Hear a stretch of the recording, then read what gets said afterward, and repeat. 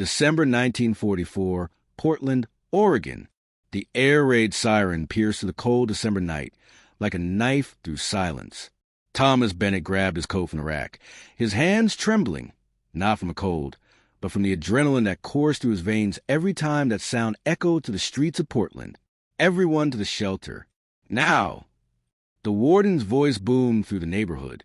Thomas was 32, a dock worker at the shipyard, exempt from active duty due to a childhood injury that left him with a limp. While other men his age fought overseas, he built the ships that carried them to war. The guilt gnawed at him daily. He rushed down the street toward the community's shelter, beneath the Presbyterian church.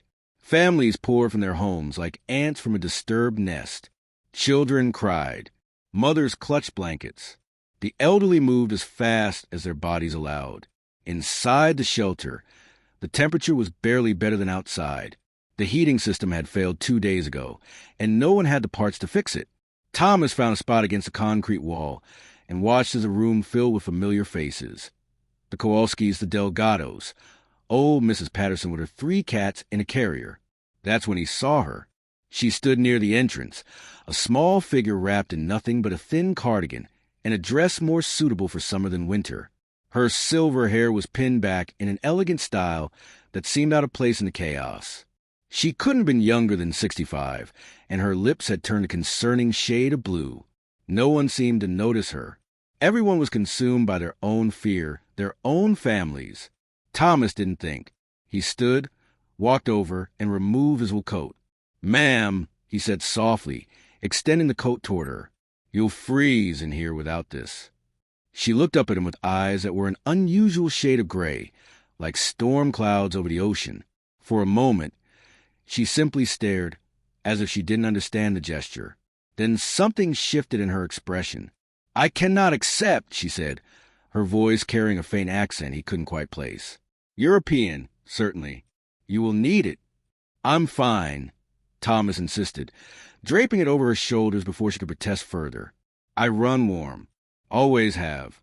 She pulled the coat tighter around herself, and he saw her shoulders relax slightly as the warmth enveloped her. "Thank you," she whispered. "You are kind. Not many are these days." "What's your name?" Thomas asked, settling down beside her on the cold bench. She hesitated, her fingers gripping the edges of the coat. "Eleanor Vaughn."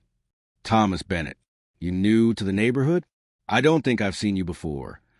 "I arrived 3 weeks ago," Eleanor said, her eyes distant. "I am staying with my niece on Maple Street, but she works night shifts at the hospital.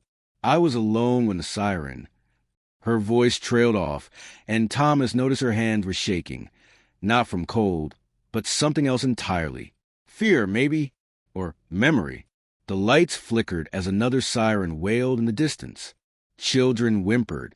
Someone started praying in Spanish. "First time in shelter?" Thomas asked gently. Eleanor's laugh was bitter, hollow. "No, not the first time." There was something in the way she said it, a weight, a history that went beyond the simple statement. Thomas wanted to ask more, but the moment was interrupted by the warden. "Listen up, everyone. We received word as a false alarm. Submarine spotted off the coast turned out to be one of ours with a broken transponder. But we need to stay put for another 30 minutes until they give the all-clear." Relief rippled through the shelter, but Eleanor's expression didn't change. If anything, she seemed more tense. "Are you all right?" Thomas asked. "The sirens," Eleanor said quietly, almost to herself. "They never really stop, do they? Even when they do, you still hear them." Thomas frowned. "You mean the war?" She turned to look at him, really look at him, and he felt something shift between them. A recognition, perhaps, of shared understanding even if the experiences were different. "I mean all of it," she said. "The war, the running, the choices." Before Thomas could respond, a young boy, maybe 7 or 8, ran past them, chasing a ball that had rolled across the shelter floor. He bumped into Eleanor's legs, and a small leather journal fell from her pocket. "Sorry, ma'am," the boy squeaked before his mother dragged him back to their corner. Thomas bent to pick up the journal. It was worn, the leather cracked with age and use. As he handed it back, it fell open, and he glimpsed writing in what looked like German alongside sketches. Technical drawings of some kind. Blueprints, maybe. Eleanor snatched it back with a speed that startled him, her face suddenly pale. "I'm sorry," Thomas said, holding up his hands. "I didn't mean to." "No, Eleanor clutched the journal to her chest. "Forgive me. It is private. Old memories." An uncomfortable silence settled between them. Thomas wanted to ask about the German writing, about why a woman with a British-sounding accent would have German documents, about why she looked so terrified. But he'd learned during wartime that some questions were better left unasked. The all-clear siren finally sounded. People began gathering their belongings, relief evident on every face. Thomas stood and offered Eleanor his hand. "Come on," he said. "I'll walk you back to Maple Street. It's on my way." Eleanor hesitated, then took his hand. Her grip was surprisingly strong for someone who looked so frail. They walked in silence through the dark streets, the only sound their footsteps echoing off the pavement. When they reached a small house with a yellow door, Eleanor stopped.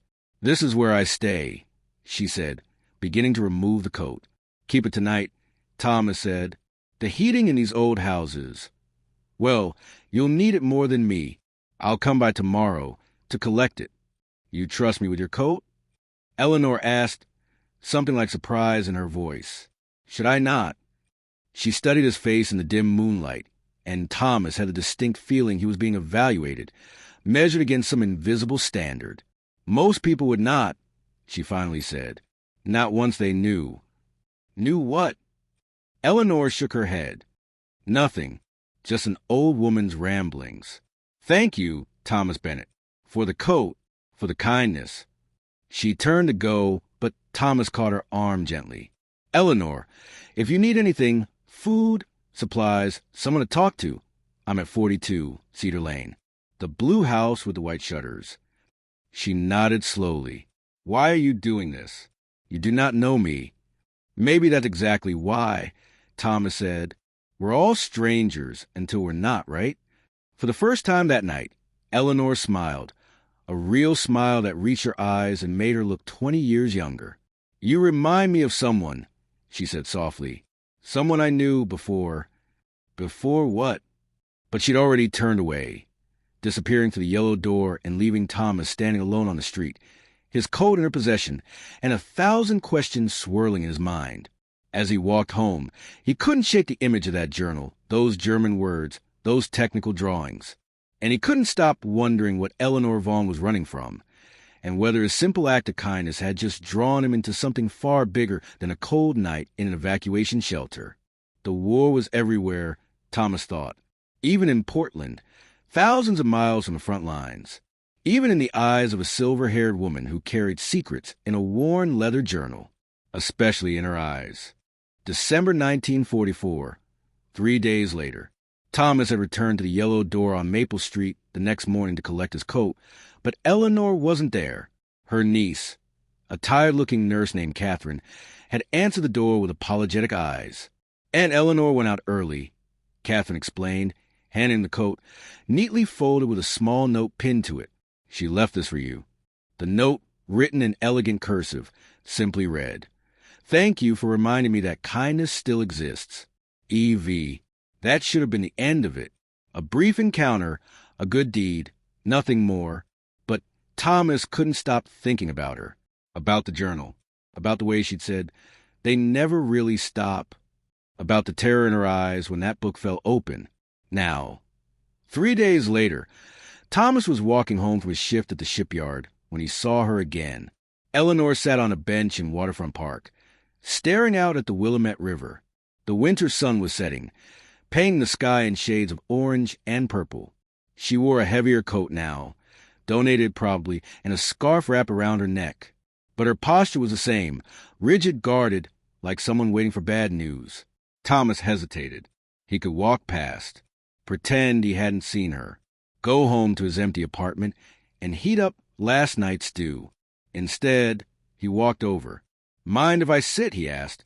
Eleanor looked up, surprise flickering across her face before settling into something softer. Thomas, you do not have to keep checking on me. I'm not checking on you, he lied, sitting down.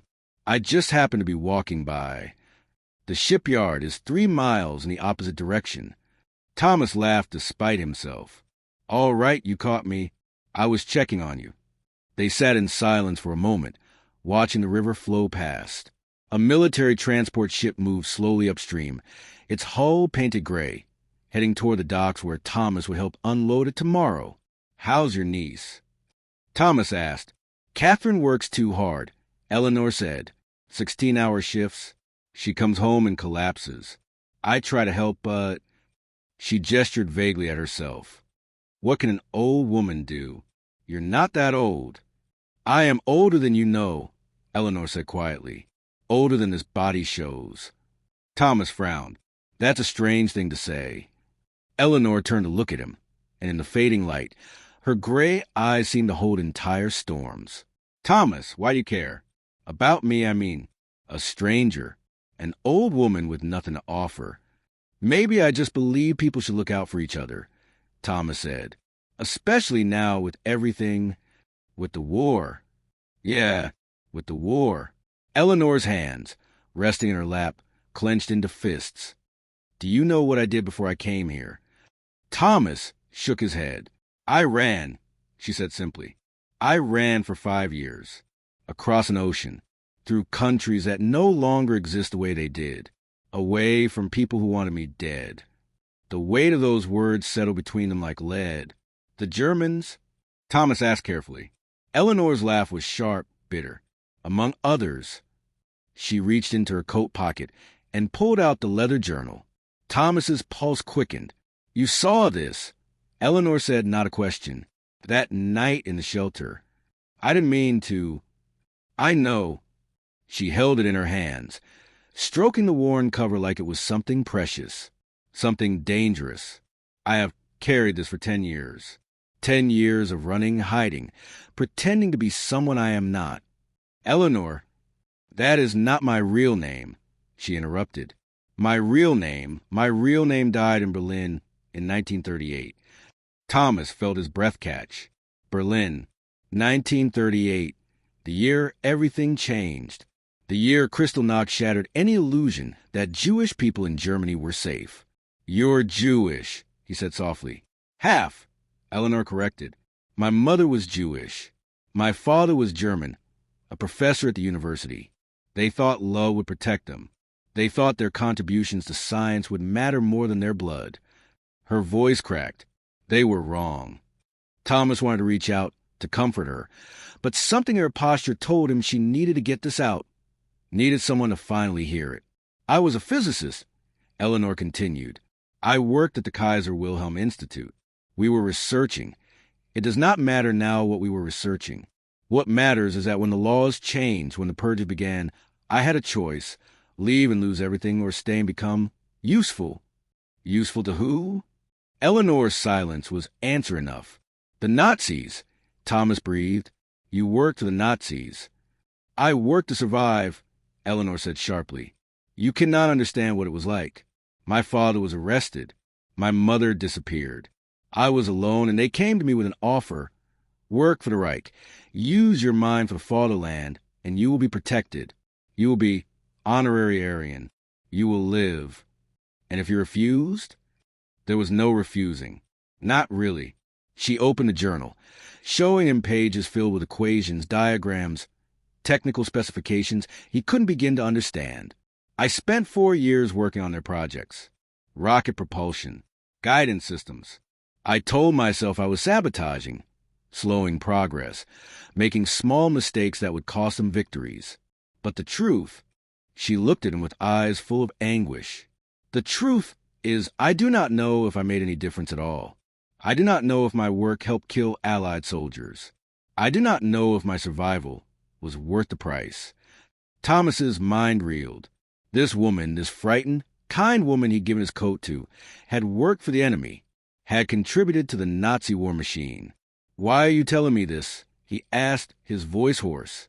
Because you were kind to me, Eleanor said, and I am tired of lying. I am tired of carrying this alone. And because She closed the journal. Because they're looking for me. Who? Everyone. The SS, if any of them are still operational enough to care. The Americans, who would want to interrogate me about what I know.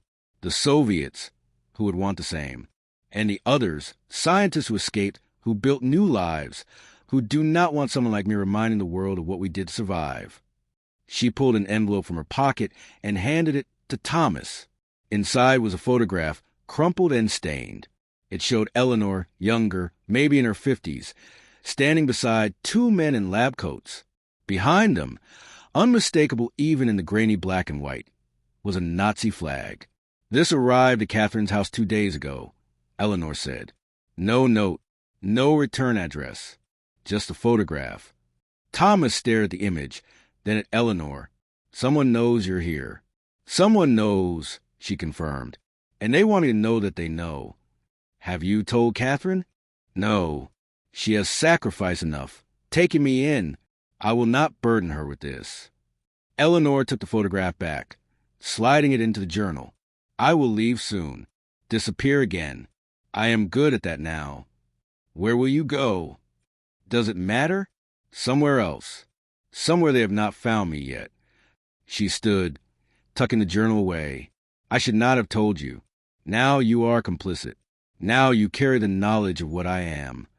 Thomas stood too, his mind racing. Everything he'd been taught said he should report her, should call the authorities. She'd worked for the Nazis voluntarily or not. She contributed to the enemy's efforts. But all he could see was a woman in the shelter, freezing in a thin cardigan. The woman who said the sirens never really stopped. The woman who'd survived hell and was still running. I'm not going to turn you in, Thomas said. Eleanor blinked. Why not? Because I don't think you're a Nazi. I think you're a survivor. And I think maybe you've been punished enough. Tears welled in Eleanor's eyes, the first real emotion he'd seen break through her careful control. You do not know what I have done. No, Thomas agreed. But I know what you didn't do. You didn't give up. You didn't stop fighting to stay alive. That counts for something. Does it? Eleanor whispered. I am not certain anymore what counts for anything. A cold wind blew off the river, carrying with it the smell of salt and industry. In the distance, another transport ship sounded its horn. Come on, Thomas said. Let me walk you home. Thomas, I'm walking you home, he insisted. And tomorrow, you're coming to the shipyard commissary for lunch. They serve terrible coffee and slightly better sandwiches.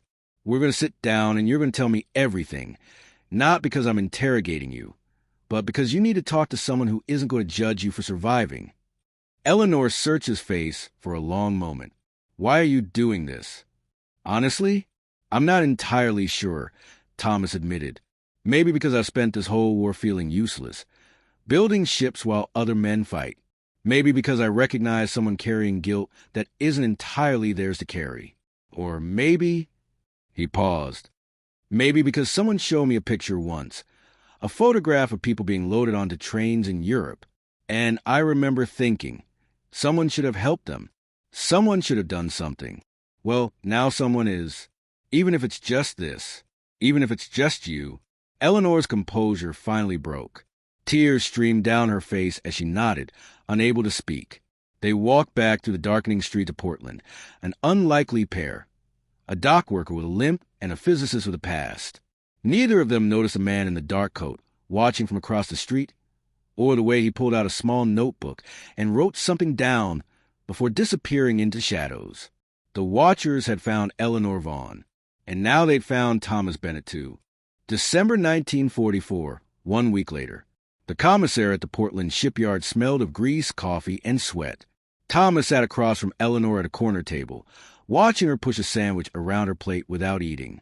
She'd been coming here every day for the past week, and each day she seemed more anxious, more distracted. You're not eating, Thomas observed. I am not hungry, Eleanor replied, her eyes scanning the room for the 100th time. Eleanor, you've barely eaten anything in days. You're going to make yourself sick. She finally looked at him. There was a man outside Catherine's house last night, standing under the street lamp. Just standing there, watching. Thomas's jaw tightened. Did you call the police? And tell them what? That I am afraid because someone is standing on a public street. Eleanor shook her head. No, I cannot involve the authorities. If they investigate, if they dig into who I am, they'll find out about Berlin. They will find out about more than Berlin, Eleanor said quietly. Thomas leaned forward. What do you mean? Before Eleanor could answer, a man approached their table. He was in his 50s, well-dressed in a dark suit that seemed out of place among the shipyard workers in their coveralls and work boots. His face was stern and angular, with sharp blue eyes that missed nothing. Excuse me, the man said, his voice carrying a slight accent German. Thomas realized with a jolt. I am looking for someone. Perhaps you can help me. He placed a photograph on the table. It was the same one Eleanor had shown Thomas. Eleanor standing beside the two men in front of the Nazi flag. Thomas felt Eleanor freeze beside him. That's a strange thing to be carrying around, Thomas said carefully, keeping his voice neutral. Is it? The man smiled, but there was no warmth in it. I am trying to find an old colleague, someone who worked at the Kaiser Wilhelm Institute during the war, someone who disappeared before they could finish important work. Sounds like a lot of people disappeared during the war. Thomas said, maybe they had good reasons. The man's eyes shifted to Eleanor, studying her face. Perhaps. Or perhaps they ran because they were afraid of what would happen when people learned the truth about what they did. Eleanor's hand, resting on the table, trembled slightly. Thomas reached over and covered it with his own. I think you got the wrong people, Thomas said firmly. We can't help you. Cannot, the man asked. Or will not? Both, Thomas said, standing up. Now if you'll excuse us. Sit down, Mr. Bennett. The man's voice was cold, commanding. Yes, I know your name. I know you work as a dock supervisor. I know you live at 42 Cedar Lane. I know you were injured as a child, which kept you from active service. I know everything about you. He turned to Eleanor. And I know everything about you, Dr. Hoffman. Eleanor's face went white. That name means nothing to me. Does it not? The man pulled out a chair and sat down uninvited.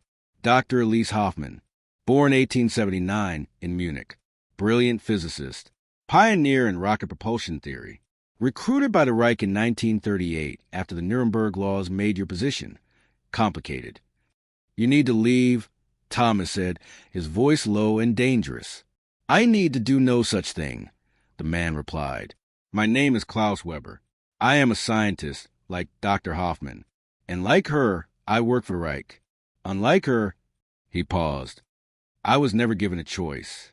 I was fully German, fully committed, until I realized what we were building, what would be used for. Eleanor stared at him. Klaus Weber, I remember you. You worked on the V2 project. At Piemont. I did, Weber confirmed. And so, did you, Dr. Hoffman. For 6 months in 1943. You were brought in to solve a guidance problem that our team could not crack. Thomas looked between them. Eleanor, is this true? Eleanor's eyes were distant, haunted. Yes, I was transferred, temporarily, to help with calculations. Calculations that helped us build a weapon that killed thousands of civilians in London and Antwerp, Weber said, his voice thick with bitterness. Calculations that we both made, Dr. Hoffman. We share that guilt. Why are you here? Eleanor asked, her voice barely a whisper. Weber leaned back in his chair. Because 2 weeks ago, I was approached by an American intelligence officer. He knew who I was, what I had done, and he offered me a choice. Work for the Americans, give them everything I know about German rocket technology, or be tried as a war criminal. And you accepted, Eleanor said. Of course I accepted, just as you would have. Just as anyone would have who wanted to live. Weber's expression softened slightly. I am not here to harm you, Dr. Hoffman. I am here to offer you the same choice. Thomas felt his stomach drop. What? Weber pulled out a business card and slid it across the table. The Americans are gathering German scientists. Operation Overcast, they call it. They want our knowledge, our expertise. They are willing to overlook past affiliations in exchange for cooperation. He looked at Eleanor. You are one of the best rocket scientists alive. Your work on guidance systems was decades ahead of its time. They want you. No, Eleanor said immediately. No, I am done. I will not build more weapons. I will not. You think you have a choice? Weber interrupted. Dr. Hoffman, if you refuse, they will dig into your past. They will discover not just that you work for the Reich, but that your research was critical to the V2 program. They will find out about the factory at Middlework, where slaves died building the rockets you helped design. And then he spread his hands. Then you will face justice. American justice, perhaps, or they will hand you over to the Soviets, who are also looking for you. I promise you, you will not enjoy Soviet hospitality. Thomas's mind was reeling. She didn't know about the slaves. She was just doing calculations.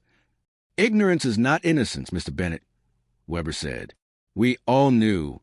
Perhaps we did not see the camps with our own eyes, but we knew what the Reich was capable of. We knew, and we continued working anyway, because stopping would have meant death. Eleanor stood abruptly, her chair scraping against the floor. I need air. She walked out of the commissary quickly, leaving Thomas alone with Weber. You love her, Weber said. It wasn't a question. Thomas bristled. I barely know her. Yet you protect her. You sit with her every day. You look at her like she is the only real thing in a world of shadows. Weber smiled sadly. I understand. She has that effect. Brilliance often does. What happens if she refuses your offer? Thomas asked. Weber's smile faded. Then she disappears. Permanently. The intelligence services do not like loose ends, Mr. Bennett. Especially loose ends that know as much as Dr. Hoffman knows. Are you threatening her? I am warning her. There is a difference. Weber stood. Talk to her. Make her understand. She has 48 hours to decide. After that, he buttoned his coat. After that, the decision will be made for her. Weber left, and Thomas sat alone at the table, staring at the business card. It listed an address in Washington, D.C. and a single name, Major John Stanton, U.S. Army Intelligence. Thomas found Eleanor outside, leaning against a chain-link fence that separated the shipyard from a river. The winter wind whipped her coat around her legs. How much of it is true? Thomas asked quietly. All of it, Eleanor said. Every word. I worked at Piedmont. I solved the guidance problem for the V2. I made it possible for those rockets to hit their targets more accurately. She turned to face him, tears streaming down her face. I told myself I did not know about the slaves, that I was just working with numbers on paper. But Klaus is right. We all knew. We heard rumors. We saw the workers, thin and broken, and we did nothing because we were afraid. You were surviving. Surviving is not the same as being innocent, Thomas. Eleanor's voice broke. Those rockets killed thousands of people, civilians, children, and I helped make it possible. How do I live with that? How do I accept an offer to do the same thing again, just for a different flag? Thomas moved closer to her. What do you want to do? I want to disappear, Eleanor whispered. I want to find a place where no one knows my name, where I can spend whatever time I have left trying to atone for what I did. But Klaus is right about that too. I do not have that choice anymore. They will find me. They always find people like me. Then work with them, Thomas said, but not on weapons. Make that your condition. Tell them you'll share what you know, but only for peaceful purposes.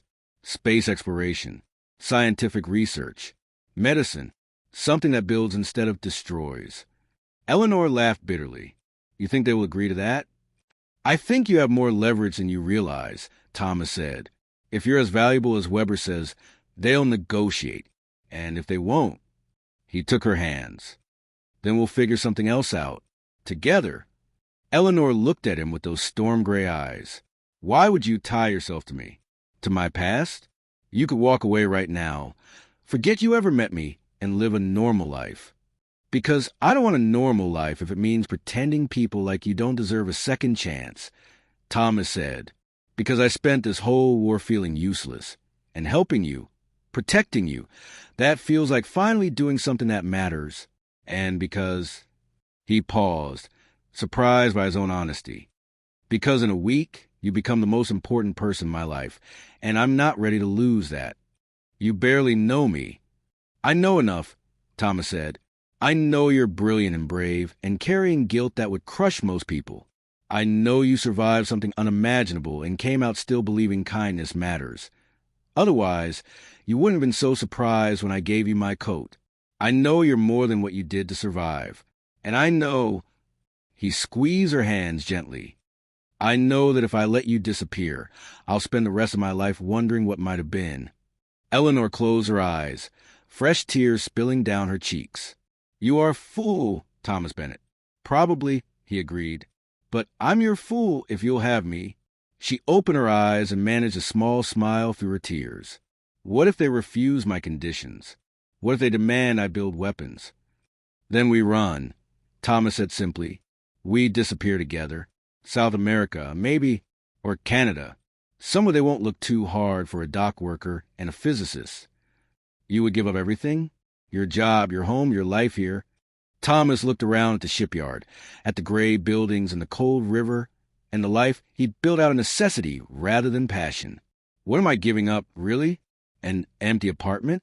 A job I took because I couldn't serve my country any other way? Eleanor, I've been surviving too. Just differently than you. Maybe it's time we both start living instead. Eleanor pulled him into a fierce embrace, burying her face in his shoulder. I do not deserve you. That's not for you to decide, Thomas murmured into her hair. Now come on. We have a meeting to prepare for. 2 weeks later, Washington, D.C. Thomas sat in the waiting room of a nondescript government building, his best suit feeling tight around his shoulders. Eleanor sat beside him, dressed in a simple gray dress and jacket, her hands folded calmly in her lap. But Thomas could see the tension in her jaw, the way her fingers pressed white against each other. Whatever happens, he said quietly, we're in this together. Eleanor nodded. Together? The door opened, and Major John Stanton appeared, a tall man with wire-rimmed glasses and an expression that gave nothing away. Dr. Hoffman? Mr. Bennett? Please, come in. The office was sparse, functional.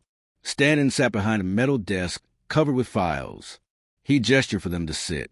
Dr. Hoffman, Stanton began, I've reviewed your file, your work at Kaiser Wilhelm, Piedmont, your expertise in rocket propulsion and guidance systems.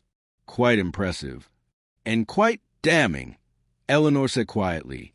Perhaps, Stanton allowed, or perhaps it's exactly what this country needs. The war in Europe will end soon, Dr. Hoffman. And when it does, a new conflict will begin. Not with bullets and bombs, but with knowledge and technology.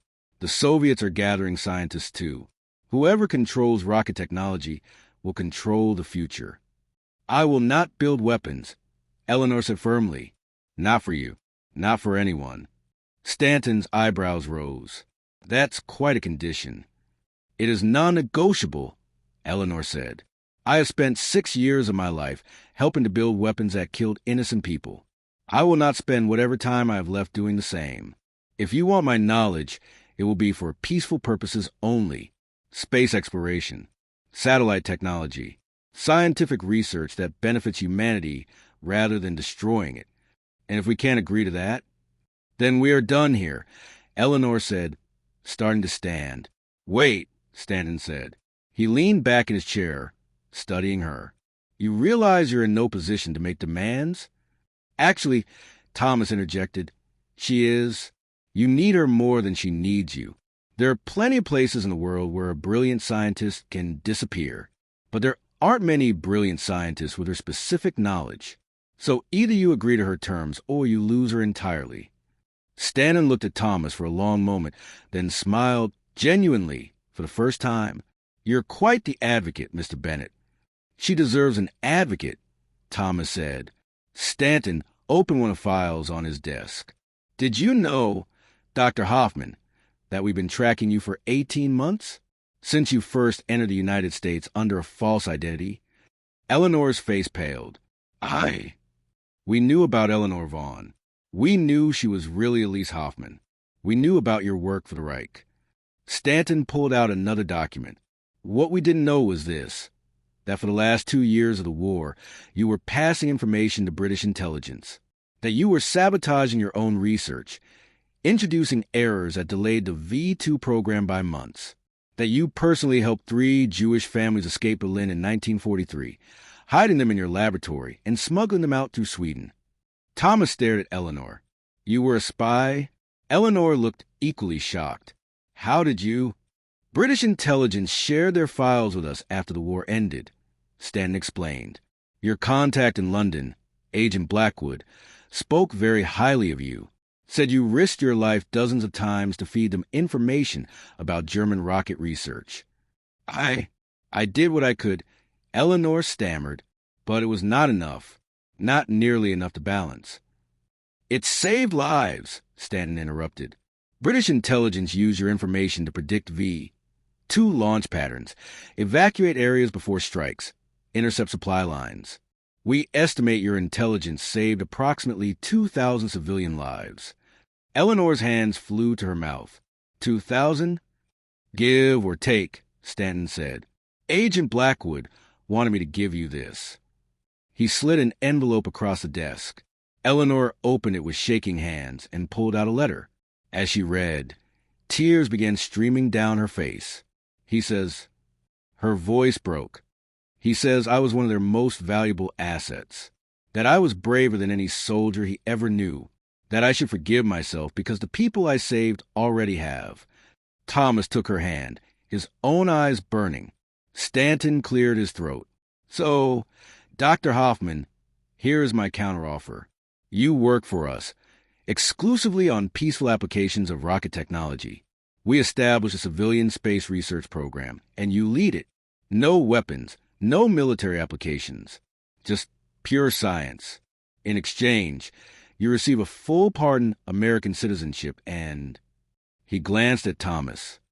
We find a position for Mr. Bennett at our new research facility, something that makes use of his obvious talents for logistics and organization. Eleanor looked at Thomas, then back at Stanton. You would do this? The United States needs brilliant minds building the future, not wallowing in the past, Stanton said. The question is, are you ready to stop running? Eleanor took a deep breath. Then she looked at Thomas, really looked at him. Seeing the man who'd given her his coat in a cold shelter, who'd listened to her darkest secrets without judgment, who'd stood beside her when she had nothing to offer but a terrible past. I am, she said, I am ready. March 1945, Portland, Oregon. The war in Europe ended in May. Thomas and Eleanor were in Washington by then, working at the newly formed National Advisory Committee for Aeronautics. Eleanor spent her days designing propulsion systems for satellites that wouldn't be launched for another decade. Thomas managed the logistics and coordination for research teams, finally feeling like his work mattered. But on this March afternoon, they were back in Portland for one last visit. They stood outside the Presbyterian church where the shelter had been, the place where their lives had intersected on a cold December night. It seems like a lifetime ago, Eleanor said. It was 3 months, Thomas pointed out. 3 months that changed everything. Eleanor corrected. She looked at him, and her smile was genuine, free of the haunted quality it had carried before. You rewrote my story, Thomas. You saw past what I did to survive and showed me that I could still become something more. You rewrote it yourself, Thomas said. I just reminded you that you could. Eleanor reached into her coat, Thomas's old coat, which she'd kept, and pulled out the leather journal. I have been thinking about what to do with this. Whatever you decided. To keep it, she said, not as a reminder of guilt, but as a reminder of what I survived, of what I learned, of the person I was and the person I am becoming. She tucked it away. Someday, perhaps, when we have reached the stars, someone will find this and understand that even in the darkest times, people made choices, some terrible, some brave, all human. When we reach the stars, Thomas repeated. I like the sound of that. We will, Eleanor said with certainty. I promise you, Thomas, we will take all of this, all the pain and the knowledge and the terrible things humanity created in war, and we will use it to go somewhere beautiful, somewhere peaceful, somewhere that reminds us what we're capable of when we build instead of destroy. Thomas pulled her close, there on the street where he'd first walked her home, and kissed her when they broke apart. Eleanor was smiling, that rare, genuine smile that made her look 20 years younger. "I love you," Thomas said. "I should have said it before, but—" "I know," Eleanor interrupted. "I have known since you gave me your coat, since you chose to see who I could be instead of only who I had been." She touched his face gently. "I love you too, and I promise to spend the rest of my life being worthy of that love." "You already are," Thomas said. They walked away from the church together, toward the train station, toward Washington, toward a future neither of them could have imagined a few months earlier. Behind them, the yellow door on Maple Street stood closed. But somewhere in that house, Catherine was coming home from her nursing shift, finding a letter from her aunt on the table. A letter explaining everything, thanking her for her kindness, promising to write, inviting her to visit their new life in the capital. And in the shadows across the street, Klaus Weber watched them go, satisfied. He'd done what he came to do, offered Dr. Hoffman the same chance he'd been given. Redemption wasn't about forgetting the past. It was about using that past to build something better. He turned and walked away, back to his own new life, his own second chance. The war would end soon, and when it did, the scientists who had built weapons of destruction would turn their minds toward the stars, toward exploration, toward proving that humanity was capable of more than just survival. They were capable of transcendence. And it all started with a coat offered to a cold woman in a shelter by a man who chose kindness when he could have chosen indifference. Such small moments, Eleanor thought, as a train carried them toward their future. Such small moments that rewrite everything.